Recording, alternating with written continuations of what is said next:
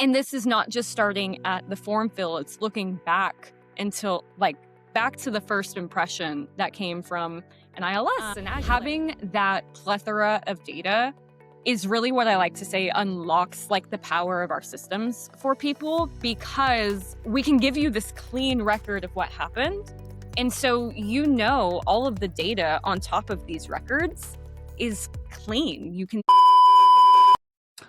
Welcome to another episode of The Intelligence Fabric. I am Mike Brewer, and The Intelligence Fabric is a podcast about how intelligence shows up in multifamily. Today, I'm joined by Sara Stiles, the Director of Strategic Marketing at Hyly. Sara grew up in this business. Her mom has been in multifamily her entire career. Sara spent her childhood tagging along on shops, never quite sure why they were pretending to look for apartments. She studied journalism and PR in college, and she worked on site during a college lease-up. We're all too familiar with those lease-ups, student-oriented lease-ups. Then she crossed over to the supplier side, and where she has spent the last 3.5 years at Hyly. Here's why she is worth your next 30 minutes. Sara sits with operators. She listens to how they describe their own corner of the world. Then she puts language to the problem that they're having or that they've been living with for years and never been able to name. That is the assignment right now. Intelligence Fabric, decision machines. Sara is the one who has to make that land in an industry that has been chasing attribution, multi-touch attribution, since 2013 or before. She has one rule: clarity first, and clever or cleverness has to earn its way in. Please enjoy this wide-ranging conversation with Sara Stiles. Sara, welcome to the show. Thank you. Thank you. I'm so excited to be here. Yeah, this is a blast. I think you are the first Hyly team member to be interviewed on the Intelligence Fabric. Excellent. Let's get it going. I'm happy to be here. We're going to put that in the highlight reel. I love it. Absolutely.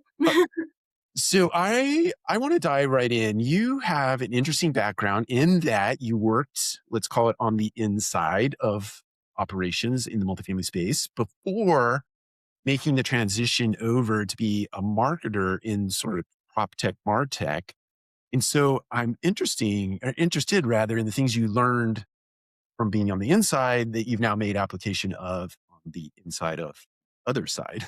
Absolutely. Absolutely. And I feel like I have even more context and experience than a typical person who's come from the other side, because our industry is full of people who started on the leasing side or with a property management company and then came over to the vendor side, or vice versa. And I feel very lucky to have actually been raised in multifamily. My mom has been in multifamily my entire life, so I've kind of grown up around it, was always fascinated by it. I grew up going with her to shop apartments and not really understanding why we were fake looking for apartments. And so I've always been very close to the business. And so when I was in college, I felt very lucky to get a job on site with a lease-up and work on that side for a few years. And I think something that's so unique about our industry is there's just so much nuance and context involved in the day-to-day life of a leasing team, of how a property management company runs. And it can just be so particular to a specific company or even just a specific property. And so nothing is black and white. Everyone wears different hats. Everyone kind of helps each other. So it's a really energizing feeling. It's a really energizing industry to be a part of. And it feels like we all kind of have this very rough template of how to run our businesses. But then, like I said, it's so individual to every company or asset that it makes being on our side now, where I need to craft a message about our wonderful technology.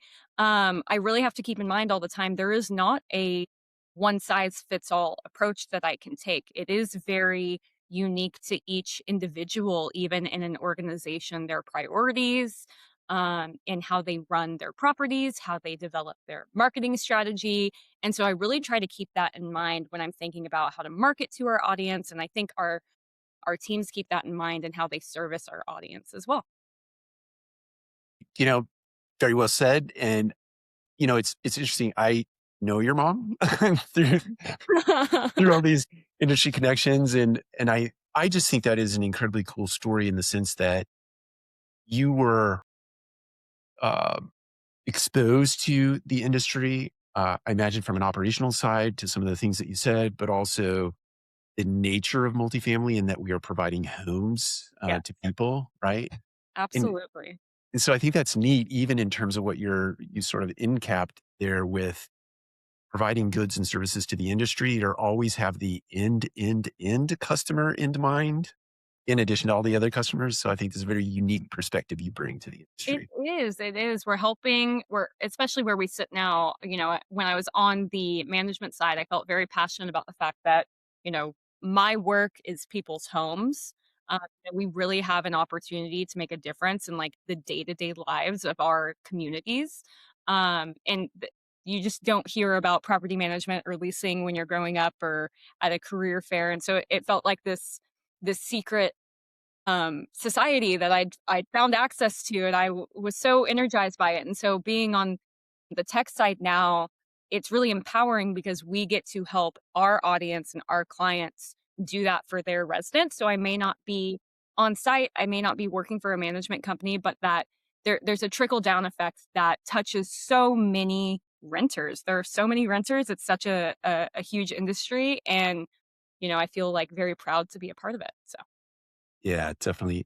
So using that as sort of a segue to our next question here, what is something you've watched somebody on the property side struggle from that time that you spent there that has really stuck with you as you've come into this new side of the business? Absolutely, absolutely. I think, this feels like a sort of default response, but it's my response, so I'm gonna run with it. But I wanna say it's the non-human work cutting into the human work time. And Mm. I say that from somebody who used to experience that myself, and this was even, before we had, like, plentiful automation and AI to help us on site.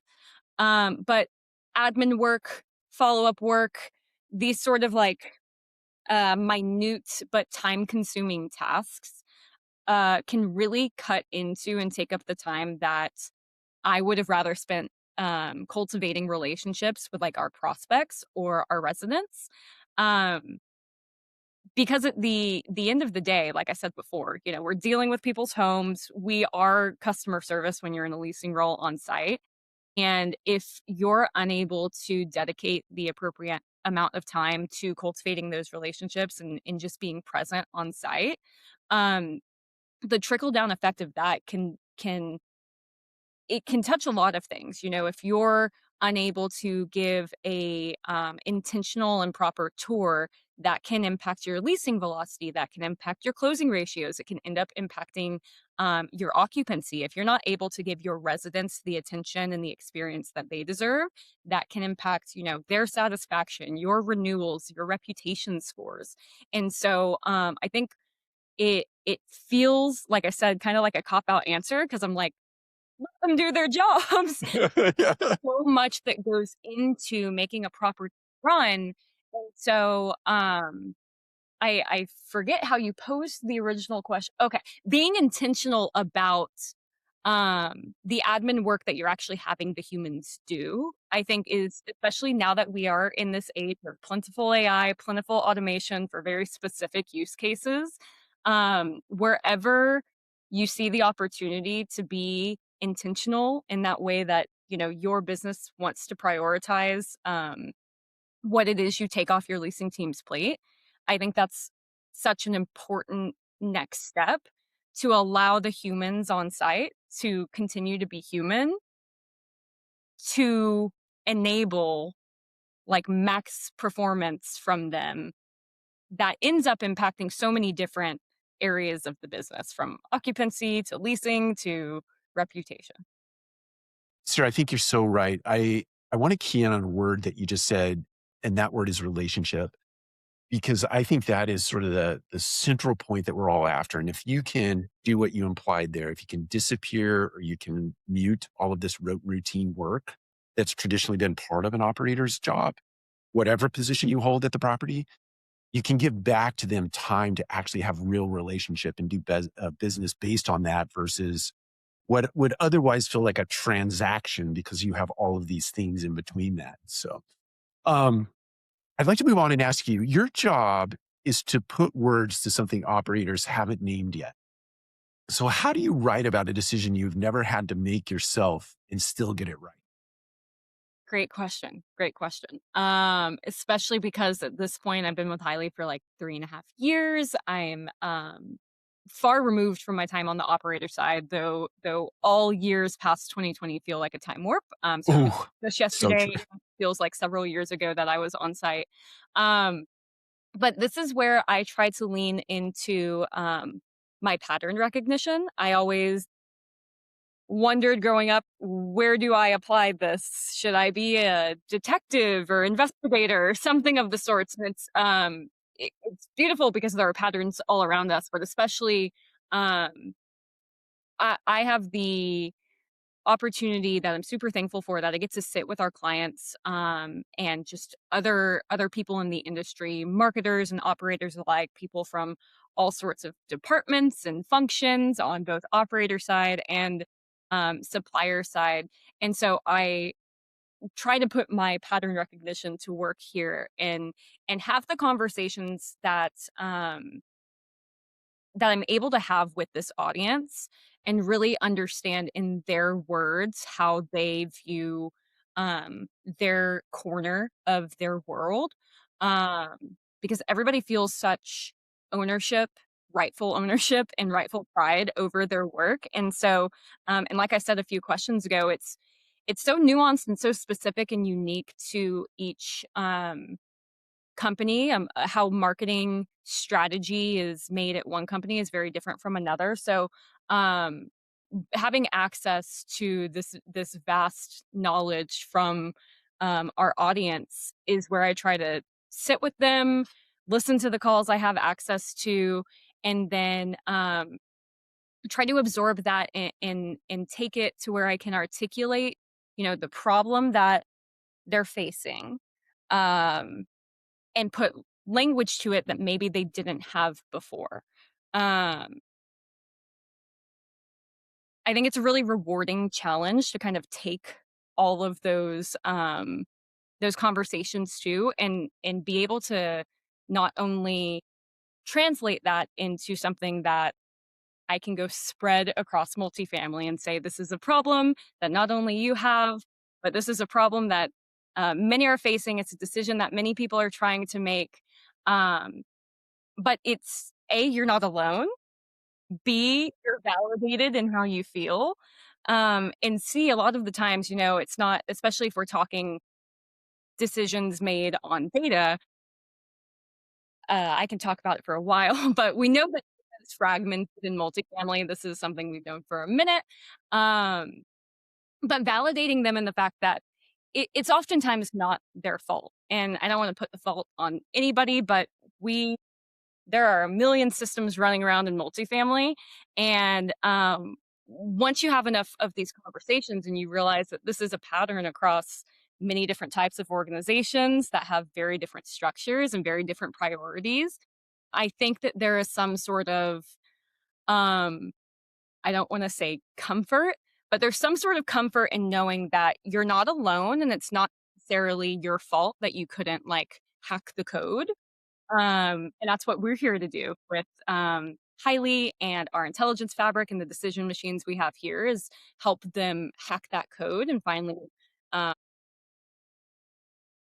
look at their data and their performance through a lens that makes sense to them. Yeah. You know what I heard you say that I really love is that I think there are times, and this is not an indictment of the supplier side of our business at all, even though it's going to sound that way. It's you enter into the market, you believe you know what the problem is that an operator is trying to solve. So you just go about trying to do it the way you view the world, right? What I heard you say is, hey, Mike, I spend a lot of time listening to our customers, both internally, externally, broadly speaking. and I listen to them put pure definition to their issue. Now, what I do and what is my superpower is that I put that in a way, right, into a vocabulary or vernacular that they can feel validated by. Absolutely. So it's their problem. I put a few words to it creatively. We all agree on that. Then we go create products that are helpful and useful to those customers. I Yeah, love that. absolutely, absolutely. And it's like I said, it's a rewarding challenge because there's so many different ways to kind of look at the problem. It manifests in so many different ways, and so it's just an interesting study that has been fun to kind of sit on the sidelines and be able to participate in at any capacity. But it's what we're doing all across our organization, and it's really energizing. So I love it. Speaking of study, you study journalism, I did. and then and I've not studied journalism, but what I've read about it, it really trains you to be very clear. Yes. And but marketing pulls you toward a bit of being clever. How do you protect clarity when you're naming something in an industry that doesn't have a word? It's a good question. So I would say, at least for me, I do have like my own personal rules that I apply, and I love a good pun. I love cleverness. I'm a fan of marketing campaigns. I want to say I'm like a student of the game still to this day. It's so much fun to look outside our industry and see what is happening in marketing in every realm. I can think of all of them, but I would say if I had to pick one at the end of the day, if I'm going to be perceived, or if our marketing is going to be perceived as clever, or if it is going to be understood, I'm always going to pick being understood. Mm. And in some ways, in my personal life, I have felt uh, I don't want to say, what word do I want to pick here? The word that's coming to mind is boring, and that is not what I mean. I would rather be run of the mill understandable than um flashy, clever, punny, but nobody gets it. And so I think at least what journalism has taught me, to go back to the original question, um, is like go back to the basics where you're able to. And I think that's really true in multifamily because we're not we all come into multifamily very differently. It's not an industry where you get a very certain degree and then you end up in the industry and then you work your way up into it. We all came with very different backgrounds. Like we said at the beginning of this podcast, a lot of us came from on site, and I know a lot of people end up on site from who knows where. And so I like to call us a misfit industry. So when you're talking to people and when you're marketing to an audience so wide and with such a vastly different background, I think my default is back to the basics, be as clear as you can to the widest like range of people that you can. And then once you see that clarity kind of permeating through conversations with your clients, conversations with other industry professionals, that's where I've been able to then layer in some of the cleverness. So start with clarity, let it be your foundation, and then once you feel that clearness through your message via other people, that's when I've felt more free range to like see how we can make this more fun. Yeah, yeah. You know, I really like that. You brought one of my favorite quotes in the world to mind, and it's hopefully I don't butcher it, but it's advertising is the cost of being boring. And many times you have to default to advertising because, to your point, you haven't been clear, right? And sometimes it's better to be clear and boring, to use your other, right? Until you reach that point where there's enough mass appeal or adoption of your vocabulary that now that we have baseline understanding, you can be clever. Yes, Yeah. absolutely. I won't name the idea I had, but I had an idea for a campaign. and it was inspired by like an old advertising campaign that I really liked. Luckily, when you go to school for journalism, they put you through advertising classes, and so I got to like look at all the old Volkswagen ads, and we did, a look back on advertising through the years. And so I had this idea that I wanted to apply here at Hyly, and it felt too gimmicky for where we're at right now. And then I kid you not, like a week or 2 later, another supplier in our industry, whom I love, literally did the same thing. And I thought to myself, "Well, cute idea." And I really loved how they executed it. I thought they did wonderful. And so, it validated me a bit because I was like, "Okay, it was a cute idea. Like, look at them, they did it great." But I also had the, understanding of, well, that really fits their brand. It felt like it would have been so out there for our brand right now too. And so I think that's another thing. I was in school for journalism and PR, and so I think we had a big focus on brand. And so when I think of clever and the clever versus clarity argument, when I'm going to be clever, I need to make sure that it serves our brand and that it feels like our brand, and we're not just being clever to be clever. So Yeah, you make an interesting point there, and not to get off track, but there are times, or at least my imagination tells me there are times where we come up with clever, gimmicky advertising to satisfy our ego more so than to serve the business, yeah, right? yeah. And that's generally, I have no data to back this up, but I think generally speaking, that's probably when it falls flat, right? Absolutely. And I find, especially because I am a proud Gen Z, Yeah. I there's a lot of stuff I see um on Instagram, just like trendy memes of the week type situation that I see other brands hop on. Um I am sure I can think of one right now. I'll use a Love Island example right now. There's a couple on Love Island. Nobody likes the guy, a lot of people like the girl, and so a lot of brands were coming out to say, "Hey, girl, if you leave the guy, we'll give you XYZ for free for life." Um, and I have opinions on that trend for my own, I have my own opinions, but all that to say is, see trends like this that a lot of brands, like global brands will hop on, and I'll think to myself, like, "Should we be on the pulse of pop culture right now? Like, should we go make the reference?"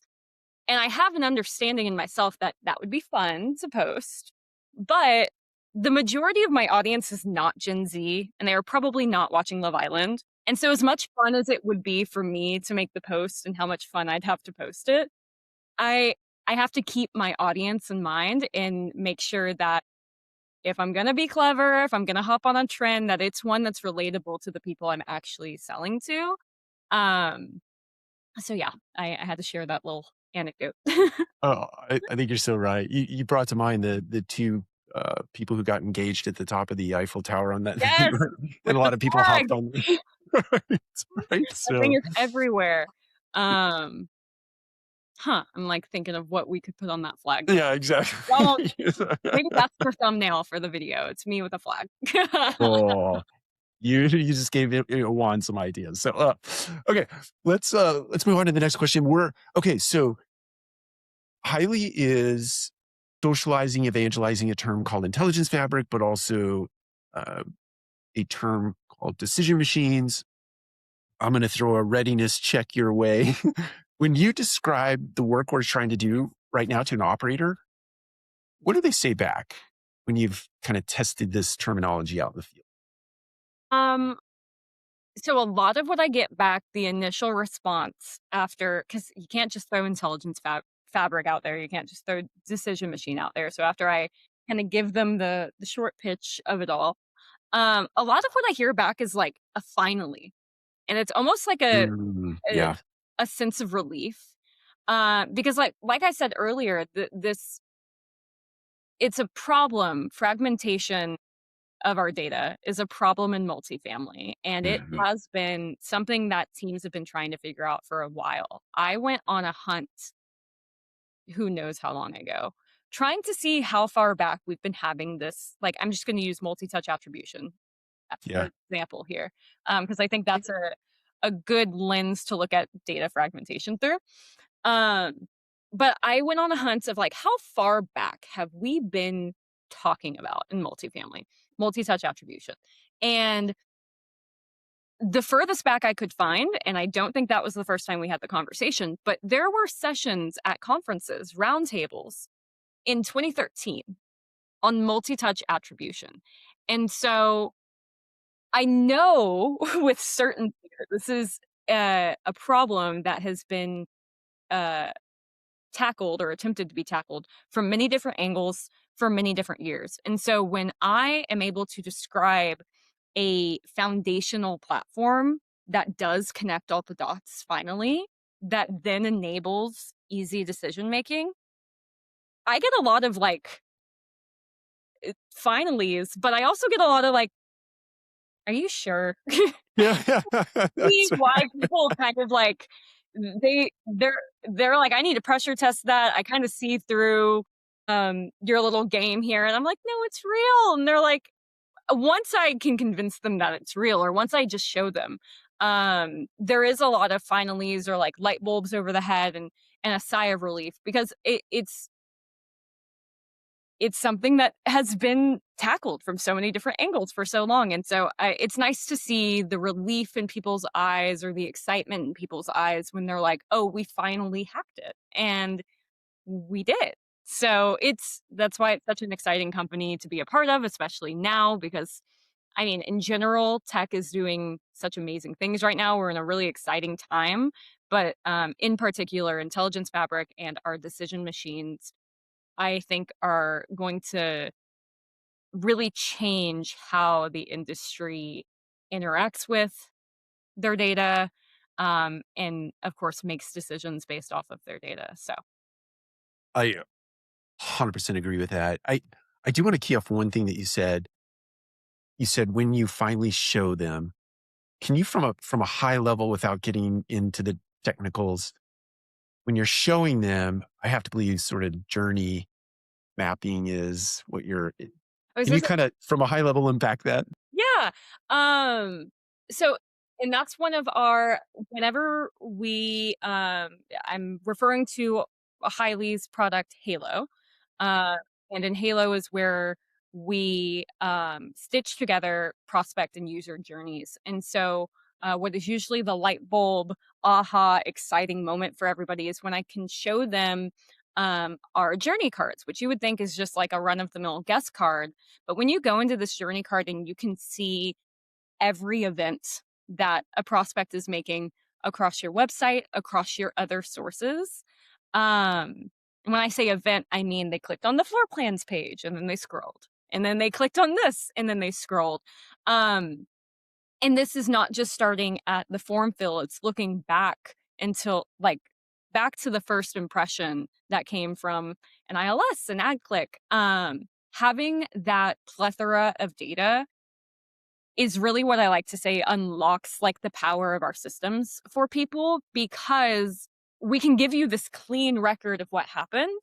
And so, all of the data on top of these records is clean. You can see the audit trail, you can audit it yourself. And so, a lot of it feels too good to be true. And then I show them the real journeys, and they're like, oh, and I'm like, I know, let's pop a bottle of champagne. Like this is a celebratory moment. Um, so that's always an exciting like light bulb moment for people when I show them that and they're like, "Oh, this is real. You're not doing the runarounds like we have been since 2013. We've actually fixed it."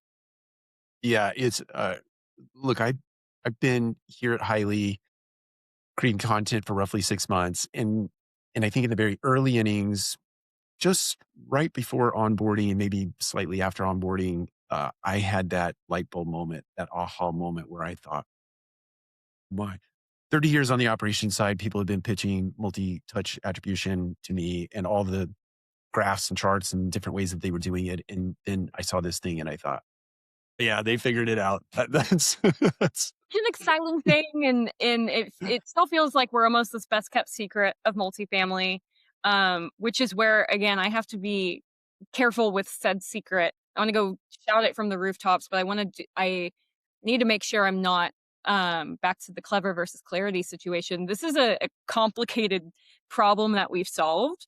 And so it's difficult to be clear. Um and so I try to be certain that we don't default to cleverness over that clarity and Yeah. muddle this conversation any more than it needs to be. Because Yeah. it's a Yeah. No. 13-year conversation that's finally coming to fruition, so Yeah. I love that you highlight that point. Is this is not something that was done overnight. It was literally created over 12 years of hard fought battles to stitch this entire thing together. So it's there's merit in it in the time spent and the reps done. So yeah, exactly. um I have a couple more questions for you. What do you think we are going to be saying in 2 years that would get blank stares today? So, um, I think with the introduction of the intelligence fabric, with our decision machines and really with just data that you can make more confident decisions in, that you can look at and you can be confident in, and that you believe in and trust, is how we look at marketing performance today on the PMC side is very much just that. It's how is marketing doing? And it's not really tied to overall asset performance until there is a red flag asset and marketing needs to go to work to try to get that occupancy back up, get those trends back up. And so I think we are moving toward with this new technology, with clearer, cleaner data, a world where marketing performance is very clearly and very easily tied to asset performance, and where marketing is going to be talking in terms of how they're impacting NOI a lot more than you hear today, which I may hear 1% of the time today. Probably that's a generous estimate potentially. But I think we're moving to that world where marketing can really prove more value than maybe traditionally has been seen. And they're not just going to be the marketers anymore. It's going to be how is this impacting asset performance at the end of the day, and NOI. So it's interesting to see that shift starting to happen already. So I definitely think that's where we'll be in a year or two. Yeah, I think you're so right. It's for so many years, marketers deserved a seat at the table. Absolutely. Um, Today, or say 2 years from now, they are going to be at the table and they are really going to be driving conversation based on this data that we can provide to them. Yep, It's, for it's sure. super exciting time to be a marketer. I know it is. It does feel like such an energizing decade for multifamily. We'll look back on it in 10 years and I'm so interested to see how it looks when we're on the other side. So such a Yeah, yeah, and it seems like the pace of change is accelerating at a rate that we all it's like yes. you can go to sleep and you wake up the next morning and the whole world's changed. It's just wild. Absolutely. Um, okay, maybe two more questions. But if you weren't doing strategic marketing today, what would you be doing? So question about the question. Does this mean in general or in multifamily? I think in general, just trying to end cap with a little bit of fun. If your mom was not multifamily, if you had not had landed in multifamily or an adjacent sort of place in multifamily, where do you think you'd be today? So there's kind of 2 routes that there's one route that I almost went down because of the journalism PR, which, I wanted to go into, like, political campaigns. That's interesting. Yeah, it was very fun. I mean, I went to college during I was in college during the 2020 election, and, my college town was very, active, and so it was a lot of fun. I would, like, work polls, and, it was fun being closer to it. You know, when you're in college and you can newly vote, you're, like, very energized by that sort of thing, so, Sure. um I can still potentially see a world where maybe I do that. I'm not sure, but it seems so much fun. Short little sprints, very clear objectives. And did I reach my goal or did I not? So that always intrigued me. The other thing that really doesn't have anything to do with marketing or communications at all uh, is like psychology. Oh, And yeah. I'd love to go into like not would like to go into because I don't think this is the path. But like research psychology, I don't think I'd necessarily um, want to be like a counselor of sorts. I could. There's a past version of me who wanted to do that, but I'm so interested in how people work, how people interact, how our minds work, how our feelings feel. So I find research psychology to be super interesting. I read a bit of it. I'm a big fan of Brene Brown. I'm like, if I could be Brene Brown right now, I that would be like the snap my fingers, do anything in the world. I'd be Brene. Uh, I love it. I Yeah. love that. I love her. I love I that. know That's she's very amazing. Her and Adam Grant have a podcast now. I don't know if you've seen it, yes. but it's called The Yes. Curiosity Shop. I've been listening to it nonstop. So, plug that podcast on this podcast. It's so good. It's so good because I feel like Adam, and I think he said this several times on the podcast, it's like, I feel like I'm being counseled by this like guru master. And like, I'm so privileged to be in the room doing this podcast with Yeah. this person, right? It's so I amazing. know they have the funniest interactions. I've really been enjoying that podcast.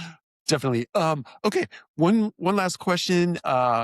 Is there anything that you'd like to share with our audience, both viewers, listeners, that we haven't talked about today?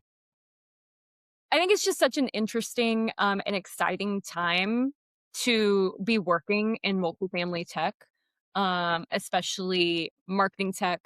And more and more, we're looking at our own company as less of a marketing specific company and more of a how do we impact the whole business company. So I'm just really energized and excited about the time we're living in right now and the change we're making for multifamily. And so I'm super excited to see where we're at 6 months from now, a year from now, and in 2 years when we're talking in NOI, I will be excited to say that I was right.